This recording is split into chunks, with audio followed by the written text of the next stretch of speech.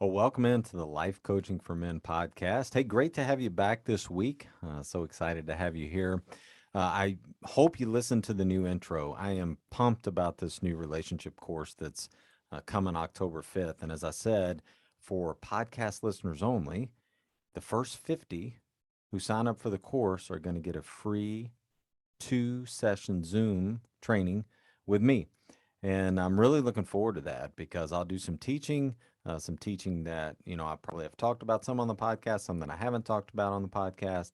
And then I'll open that up for a Q&A at the end. So you can literally ask me anything that you'd like to ask me. So it's called Stop Fighting Now. And it'll take you through. There's about 23 videos in there, about 4 hours worth of work and coursework and training and learning and all of that, kind of information that if you're struggling with your mate right now, if you're struggling with your spouse, if you're struggling with your kids, any of that information will be not only helpful, but I think will be life changing and transformational for you. So it's one of those courses that you can have lifetime access to, so it doesn't expire. You can just keep going back and following that up over and over and over again. So I certainly hope you will take advantage of that. Go to drdarrenwilson.com.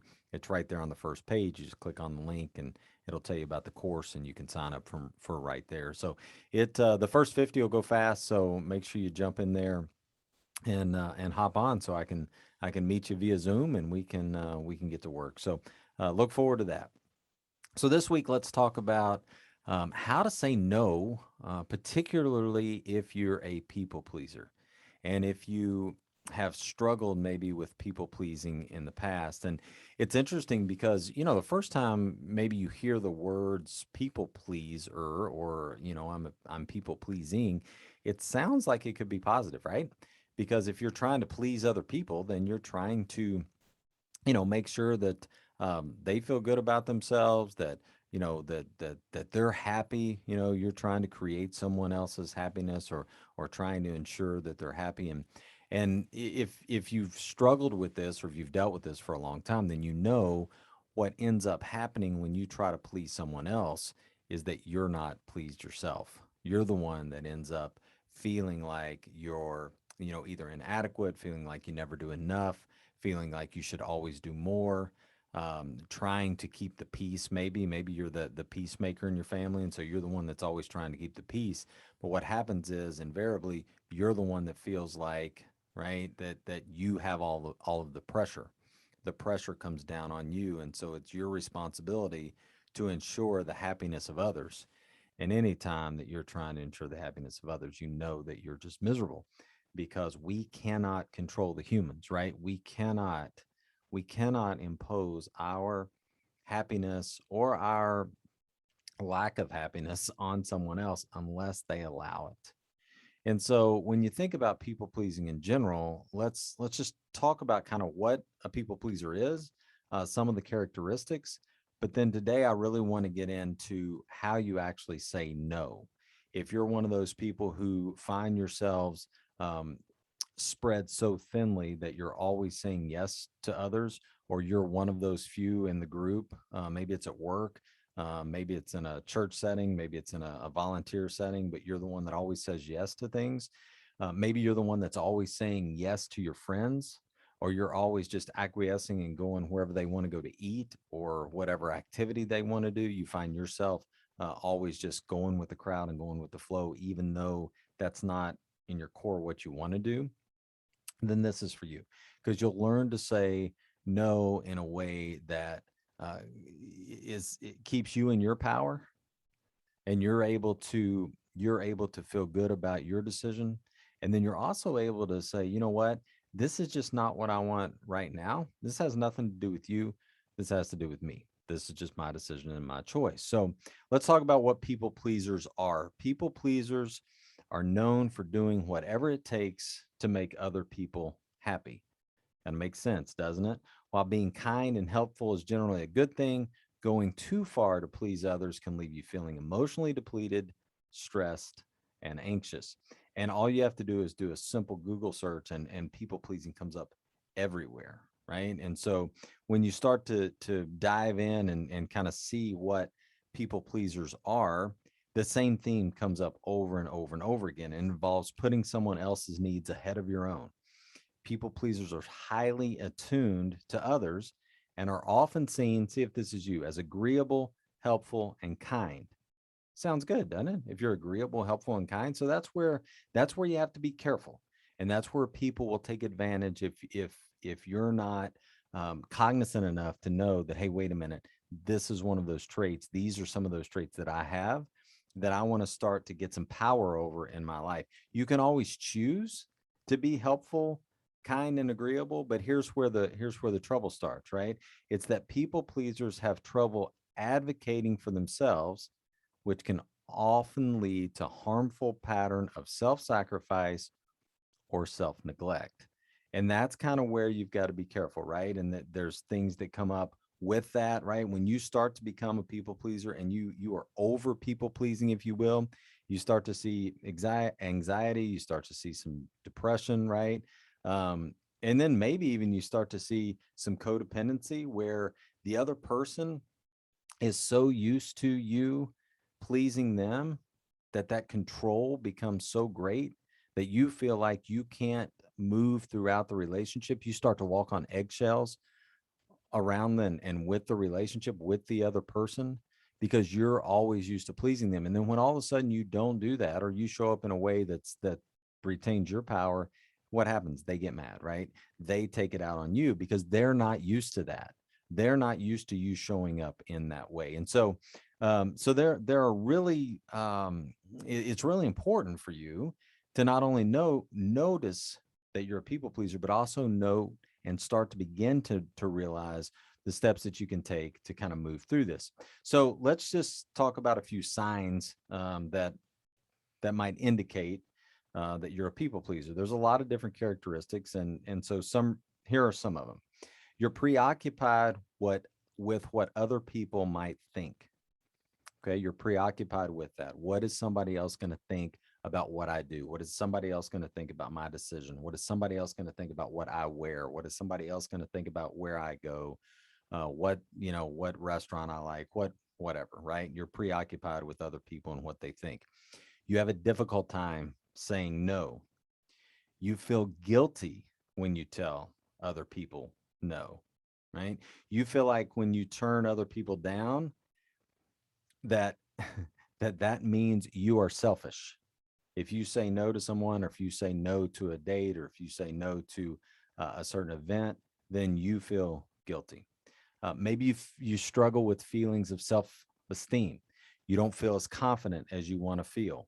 Well, when we rely on other people to give ourselves confidence, then obviously, right, we're not going to feel as good about ourselves, and our self-esteem is naturally going to be low. Here's one for a lot of you. You always are telling people you're sorry. Hey, I'm sorry about that. I'm sorry I showed up that way. I'm sorry I did that. I'm sorry I can't do this. I'm sorry, whatever, right? If you notice that, you take the blame even when it isn't your fault. Woo, that's a good one, right? You take the blame even when it isn't your fault. You never have any free time. Why? Because you're always doing something for other people. Right? You're the one that's always doing something for other people. So when you find yourself going, well, I just don't have time, and you're truly out of that allocated time that you would like to have because you're so busy helping others, then that tells you you've got that people pleasing going on. And then here's kind of a last one. You pretend to agree with people even though you feel differently. I mentioned that a little earlier. That's kind of like going out to eat, or going to do some other things that that people want to do, and you're like, nah, I'll do it. Or I feel bad because I feel differently about it. So you start to make excuses for yourself, and then again, you just act like you agree, but you don't really agree. So what are some causes, if we just go through some causes of people pleasing in general? I'll just knock out a few of these. I mean, poor self-esteem right off the bat. Sometimes people engage in people pleasing behavior because they don't value their own desires. You don't value your own desires or needs. And, due to lack of self-esteem, what do? We look to others for our own validation. And remember, folks, anytime you're looking for somebody else for your validation, you're never going to be pleased. You're never going to be happy with yourself because you're looking for someone else to fill that void. Maybe you've got some insecurities, right? You're insecure that other people won't like you if you don't go with what they want you to do. If you don't do what they say, or if you're not, and this is a case where when you're a people pleaser, it turns on you because you're the one that becomes being controlled, right? You're being controlled. If you don't do what they want you to do, then you're being controlled, and that never feels good. We've talked about this on the podcast before, right? Perfectionism. Sometimes people just want everything to be so, including how other people feel, right? You want it to be just perfect. You want it to be just right. And so what do? We try to project that on others. So we try to please others with our perfectionistic traits. So notice that. And then another is past experiences, right? It's your past programming that we've talked a lot about on here. Painful or difficult experiences that you've had in the past, and then you see some behaviors in others, and so that behavior triggers you, and then all of a sudden you're like, oh, no, no, no, I don't want this to happen again. And so you acquiesce and you become a people pleaser. And so there are a lot of things that come up for you and for people that deal with this. And the other thing is, you may find that you deal with it with certain people or certain groups of people, and you don't have this issue with others. So I also want you to notice that. Does it come up with your spouse? Does it come up with your partner? Does it come up with your mate? Or is it not in that realm and it comes up at work, where you're the one that's always volunteering, or you're the one that always feels like you have to do it because nobody else is going to do it. You're the only one qualified to do it, right? If you don't do it, nobody's going to get it done. And so what do? You just give and give and give and give, and then it leads to burnout and exhaustion and everything else. So just notice that. Some of the things that you might experience, right? You might be angry, you might be frustrated. It might cause some anxiety and stress, um, some depleted willpower. You've given so much to others that you're not strong enough to stay within yourself and say, this is what I would like to do for me. A lack of authenticity. We've talked a lot about being authentic on here, and how do you become more and more and more authentic. And certainly that is something for you to consider. And then it might also impact your relationships in a poor way, right? For the person who's able to control you, when you don't respond the way they want you to respond, then they don't feel good about themselves because they're used to getting you to act in a certain way. And then when you don't act that way, obviously you don't feel good about yourself either. So what are some practical ways that you can learn to say no and to stay within your own power, and to begin to understand that this is just a pattern that you've fallen into over the years? It's just something that you've developed because you've not known how to think differently about yourself, and you've not known how to think differently about your relationships, and you've not known how to think differently about other people, because this is just what you've always done. So here are some things. Here are 5 ways to say no. And give credit to my wife for this one, because she's a life coach on her own, has Natalie Wilson Coaching, does a great job. And she came up with some of these, and I thought they were fantastic. So I'm going to talk about those and then implement a few of my own. But here are 5 ways just to say no, right? I love this. No thanks. You just say no thanks. No, but thanks for asking. Oh, no, I can't, but thank you, right? No, I don't want to, but thanks. Or just no.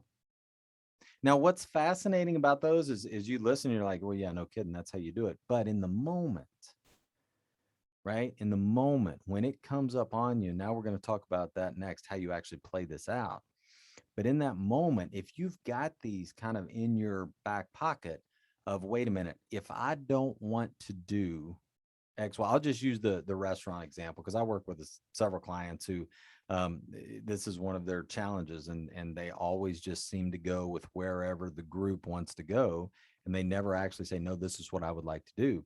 If you've got these in your back pocket, hey, would you like to go to Mexican? No, thanks. What? you know or no, but thanks for asking. Oh, no, I can't. no, I don't want to, but thanks, but I would like to, XYZ, or just no. And so how do you actually do that?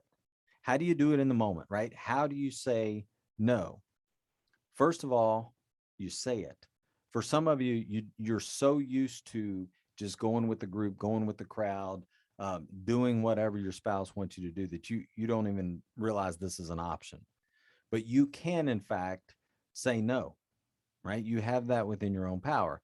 And so when the question comes about something you don't want to do, then you actually say it. That's step number one. Here's 5 steps.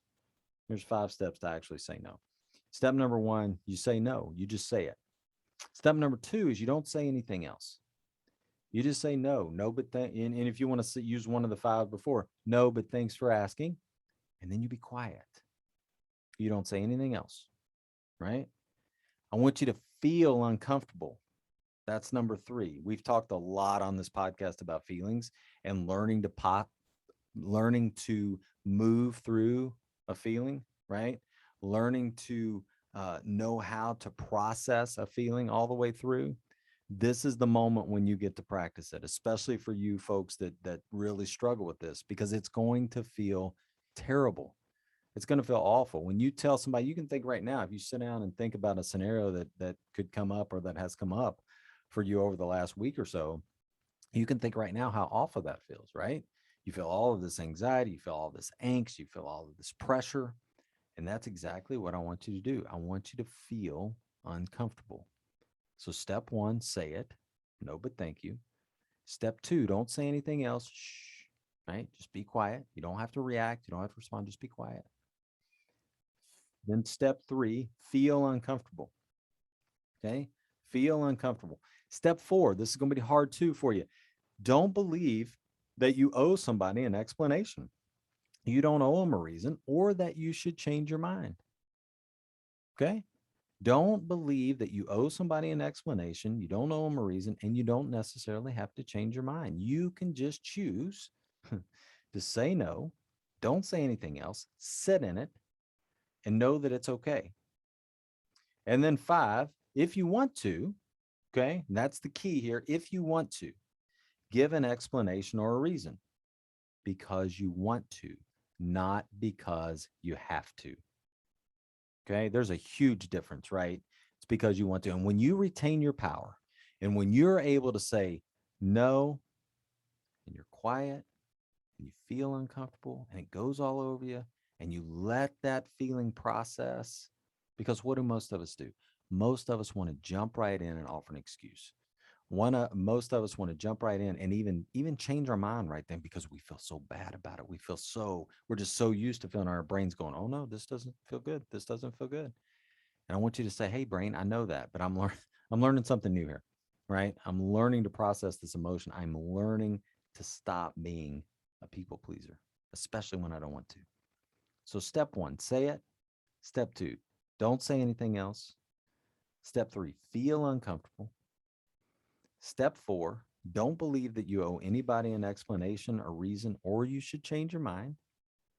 And then step five, give an explanation or reason because you want to, not because you have to. And understand that no is not rude. It's just a word, right? No is not rude. It's just a word. Everyone gets to decide what they make that mean. And I think that is so powerful because everybody does get to decide, right? Just like you get to decide what you want to say yes to and what you want to say no to and how you want to say it, the other person gets to decide how they want to respond. And then for you, the key is to however they respond to know that that response is on them. That response is not on you. You are not responsible for somebody else's feelings, my friends. You're not responsible for somebody else's thoughts.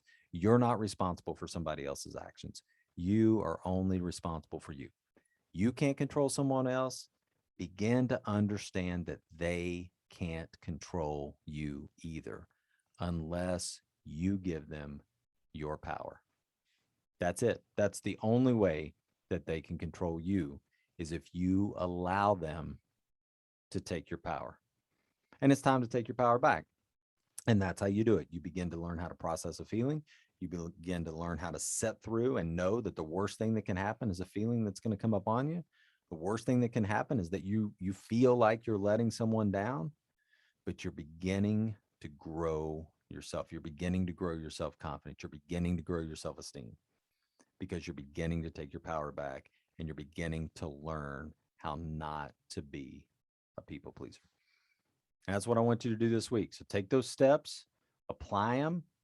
When you get an opportunity, look at it as, hey, this is my practice. This is the time I get to practice this. And you can do it. Hey, go check out the course. I cannot wait to see you in there. Again, remember the first 50 to sign up. I'm going to do 2 free Zoom sessions. drdarrenwilson.com. Reach out this week. Take care, everyone. Can't wait to see you next week.